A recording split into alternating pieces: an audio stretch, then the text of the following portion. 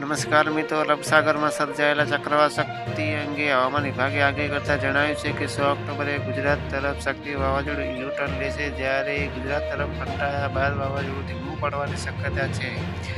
આ દરમિયાન વાવાઝોડાની અસરથી અમદાવાદના હવામાનમાં પલટો આવતા મોડી રાત્રે શહેરમાં વીજળીના કડાકા ભડાકા સાથે વરસાદ પડ્યો હતો. વરસાદના કારણે માર્ગો પર પાણી વહેતા થયા હતા. ત્યારબાદ આજે બપોરે પણ શહેરના અનેક વિસ્તારોમાં વરસાદી ઝાપટા પડ્યા હતા.